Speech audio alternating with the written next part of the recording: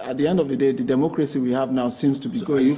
Are you going to manufacture the candidates that will be fit into what we feel from heaven and let them come and be? Are they going to drop from this thing? See, look, we have to be very realistic and be very clear about the challenges the country is facing right now. I have my son. I have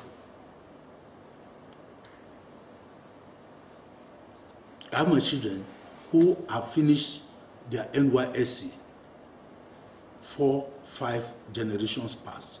On the whole, as of today, there are 16 generations of people that have finished NYSC. There is no job. We have had a crop of persons. You said you came round, you had generators running in AIT, running, and you can imagine that today there are about 24 stations of AIT and repower across the country, running 24 hours on generator, no power. You are confronted with the issue of security of life and property. Armed robbers come in, people come in, kidnap people, and they disappear. And that becomes a problem. People in a democratic environment, in a free, at 2010, they gather to say they want to hold a conference in a given city of the country. Government goes in there, locks up the door, eminent personalities, they are not allowed, and we say we are practicing democracy. You say these are the type of things that you don't believe in. There are certain basic values that your generation must look at, and you don't get carried away with the issues of the past.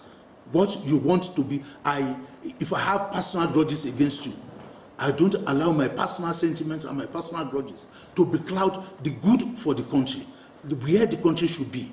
I believe that your generation should be contributing to where the country should really be placed now. How do we get down there? And not these murky issues of whether I like Raymond Dokwesi or I don't like Ibrahim Babangida or I like. Those are not the issues. The issues are what issues is the country today confronted with? How do we build a virile and stable future for your generation and the generations coming behind you? How do we make sure that the children that we are producing have access to schools? Today, the results I've seen is that about 75% of the students that took English language, that took mathematics, failed totally. About 80% of students failed WAEC. What do we do? What is happening to our declining standards of education? What is happening to our health system? What is happening to development generally? Infrastructural development. How do we deal with the issue of telecommunications? How do we deal with the issue of transportation? Is it not a shame that 50 years after independence and all those that we were at the same level of independence with have not been able to get out of, we have not been able to get out, and they are today landmark, they have recorded landmark developments in their own countries. What went wrong with Nigeria? How do we correct them? Instead of this mundane and this thing of driving personalities, and instead of addressing issues, addressing the challenges that this thing, if it's a devil that will get Nigeria to that pedestal, to that platform, I am prepared to support that devil to get Nigeria out of the woods. We are in a very dangerous and difficult situation. Let us now get back to June 12th election. Is described as one of the free and fairest elections ever held on the African continent. Why do you think you should support a man who announced such election? And till today, he has failed to apologize to the country. Coincidentally, that is your expression. If you go back to the records, you will see very clearly that the NRC, which was a political party at that time, claimed that those elections were not free and fair. And that was the basis of the disagreement amongst all the parties that were so involved. There was a reconciliation that was supposed to have come between the SDP and NRC, and as well as this thing, and the groups could not agree. So while the SDP claimed that the elections were free and fair, and the Southwest media, the media was ready to support that point of view, and it had the organs to be able to carry on and impress on this thing. The NRC argued that the elections were Alhaji Bashir Tofa, who is a known opponent of Abiola, did come out to say the election was free and fair. In fact, Abiola won his home state of Kano, and he did say at a later stage. Please put the date where and when Bashir Tofa. I was in the NRC at that time. So please state where. If it was not NRC leaders who put up a protest at that point in time, what was the Nikon Hilton Noga meeting all about? If the election, you as putting it in your own word, is not free and fair, how come there were such massive protests from all over the country about the annulment of June 12 election? This is the issue of youthfulness that I told you, that you have not had the full facts of the story. You are going on assumptions. Please get to the root of the matter and get the situation. Chief MKO Abiola was my business partner. Chief MKO Abiola was a respected elderly friend of mine, and I can tell you that as far as I was concerned, it was qualified to be the head of state at that point in time. But to say that the election was free and fair, that everything went on, there's no election in the world that is absolutely free and fair. But what you want is substantial compliance. Now, we now know you're quite close to General Ibrahim Babangida. Has he ever told you the reasons why he annulled June 12 election? We are having, by the grace of God, Wednesday, some sort of conference. We will have a village square conference. And I'm sure if you express the desire, we'll be glad to invite you to that, and you'll be free to ask him any questions on that. So let us get on another issue. It is a serious thing to say that the president of the country, Goodluck Jonathan, is after your life. That is a serious allegation, and we think it's not a proper thing to do. Based on what facts did you make those allegations? Kayode, you are putting words into my mouth. Where did I tell you, where did I meet you to tell you that the president is after my life? Well, we read in... You say you read. This is the issue of you read. That is why we want clarification. That is why we're asking you this now. This is why you say you read, and that's why you read. So the issue... Why don't you face the facts in the Sun newspaper, you stated that people were plotting in the presidency, and that you're sure the president must have been aware of the plot to run down your business, to go after your life. I thought that if you are a student of English, you are a journalist, that if you be coming and you be quoting what allegedly I said, and I'm still alive, that you will come with a copy of it and bring out the quote and state what I stated. So we now have it clear that Jonathan is not after your life.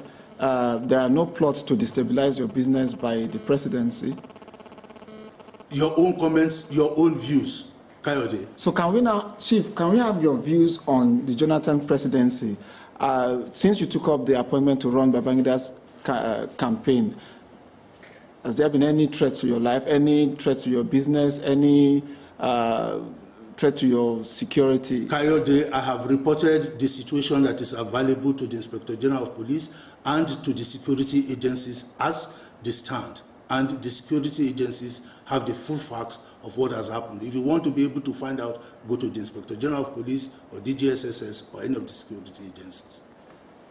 We would come to the issue of AIT. You are admittedly one of the topmost, you pioneered private entrepreneurship in Nigeria in the broadcast media, and AIT is a worldwide brand. But it's worrying that there are grievances amongst your workers. Some are saying they've not been paid for 11 months, some 9 months, some 6 months. And if you're aware, we did an article about 5 or 3 months ago on this. And it seems the situation is still going on. Why should AIT be owing its staff up to 11 months, 1 year? Mr. Kayode, good I see you in the premises of AIT. Go and ask the staff. Our sources... Go and ask the staff. So we take it that staff are being paid as and when due. Mr. Kayode, you see, that is your conclusion, that is your statement. Go and ask the staff. You are within the premises, so you can take a vox pop and ask the staff what you think, whether what you are stating is correct, or whether you have just embarked on a character smear campaign. You are in a position, you are in the premises, so go round. Are you confident you're going to win the PDP primaries? Time will tell. Time will clearly show. You had a lot of PDP governors going to the Goodluck Jonathan campaign declaration. Do you still have confidence those governors will turn in the delegates for your candidates to get the ticket? Please check what the definition of democracy is. Whether I direct my son to go and vote, or it's my son that uses his own discretion. We would want to wish you very well, even though we might not want to wish Babangida success. I'm speaking for myself in the next election. We'll just hope the best candidate would win. Thank you for welcoming us into your home, and we wish you the best. Thank you very much, Kayode. You are most welcome. Thank you, sir. You have a right to your opinion. You want a candidate to win, work hard for the candidate you want to win. So I want to just simply urge, because I believe that you are a young man that has quite a lot of future, that has this thing, but try as much as possible, open up your mind, be dispassionate, take all the facts, view them, and you then say, look, where do we go from here? How do we get out of this difficult situation? I don't like a situation where you are based abroad. Why don't you stay in Nigeria here and see the pains that we are going through here in Nigeria, and see the challenges that we are going through in Nigeria, to be able to get the platforms up to sustain in the difficult environment that we have. So it is quite a lot of challenge, but I wish you the very best of luck. Thank you very much, Chief Dr.